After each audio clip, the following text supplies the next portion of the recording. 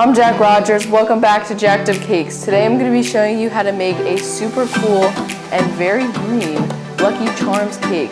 This cake turned out so cool and so colorful, so let's get started.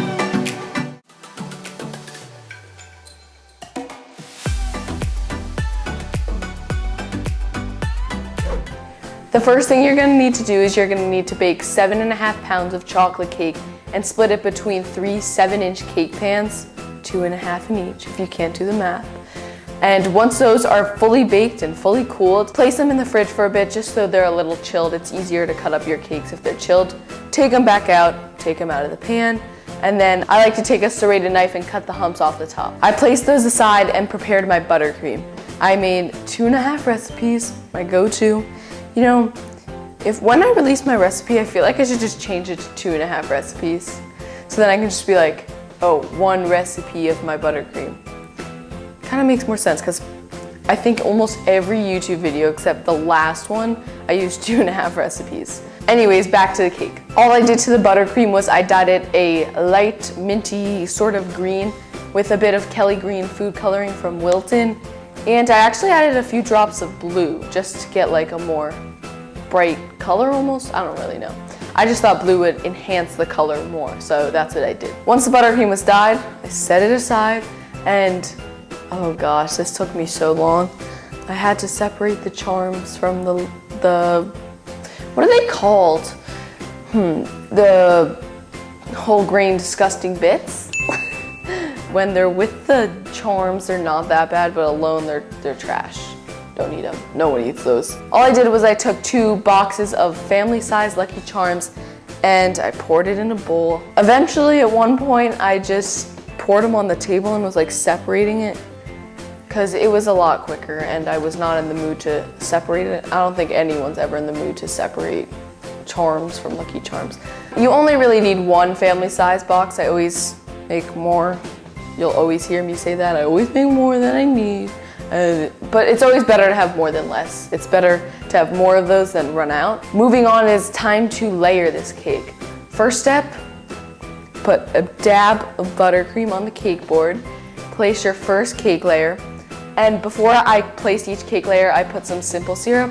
I'm supposed to use it every cake, but sometimes I'm too lazy to make it.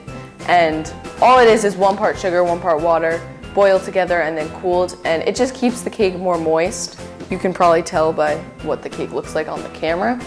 All I do is I take some of the simple syrup in a spray bottle and go around it, and then I like to use an offset spatula just to spread it so it gets into all the grooves. I did that just before I placed each cake layer so it had time to set in. I then placed a dab of buttercream, spread it out with an offset spatula, then placed some Lucky Charms.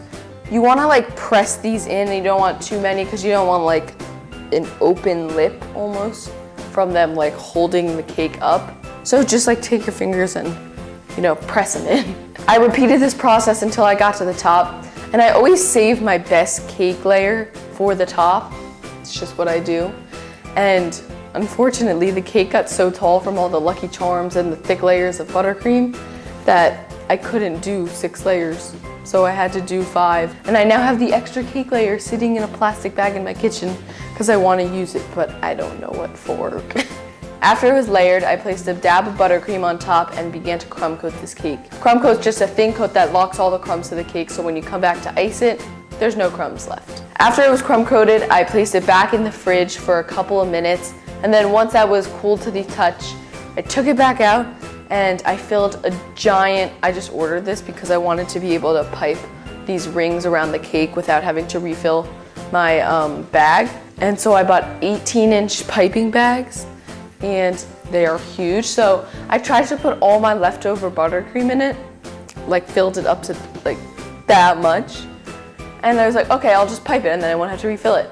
So I did that, except when I was piping, there was so much, and I was putting so much pressure and it was just coming out in a squiggle line. So I had to like take a bunch out. It still had a pretty decent amount and I didn't have to refill it, so it was a win. All I did was I piped ring after ring after ring after ring until I reached the top of the cake, put the leftover on the top and a bit more with my spatula, spread the top out, smoothed the sides, and then filled all the gaps, smoothed it again, and then it was done. After that was chilled, I actually placed the cake in the fridge for like 24 hours because it was a school night and I didn't want to finish it that night. I don't know. But I just placed that in the fridge, woke up, went to school.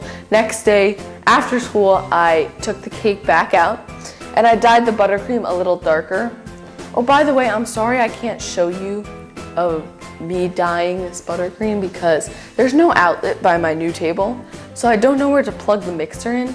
And all the camera cords have occupied the extension cord. So I had to like go to the counter and it's not in the frame, so I'm sorry. But all I did was I dyed it a darker green and then this is where the chilling was a bad idea because it was so chilled the minute I put the buttercream on, it like set up immediately and almost like curdled. All I did was I just smoothed that out and I tried to make it look nicer, and I'm hoping you didn't know that was an issue until just now when I told you. But oops, once that green coat was fully chilled, which only took like a minute because it already set up pretty much, I took it back out and I took the Lucky Charm and I took the marshmallows. Oh right, I've been calling them charms. They're marshmallows. I took the marshmallows and then placed a line. Not like in a specific line, but like on the bottom rim. You want to place these, you don't want to press them because it will smudge all the green buttercream and then it will like overlap and it's not pretty. After I did that first row, I wanted to like have a gradient effect of the charms. Of the marshmallows. Almost like an ombre. So like I cut a bunch up and then this took me so long. I placed each little piece on and like your hands, they get sticky after touching these marshmallows. And so they like stick to your fingers more than they stick to the cake. I almost just stopped and took them all off. But I fought through it and I love how it looked. And there's only one more step and that is to pipe. I filled a piping bag with a 1M tip and I just piped little swirls on the top, all around. And just like that, cake is complete. Thank you so much for watching me make this cake today. Don't forget to subscribe to my channel and click the like button and follow me on all my social media. Remember, let's get me to 10,000 please. I'm at 8.2, no, I'm at 8,200, come on. Click it please, tell a friend, tag a friend, tell them about my cakes, I don't know. If you want to see how to make a Momofuku milk bar cake, click. And that's it. Thank you for watching. I'll see you next Monday. Monday? My bad. Thank you so much for watching. I'll see you next Sunday.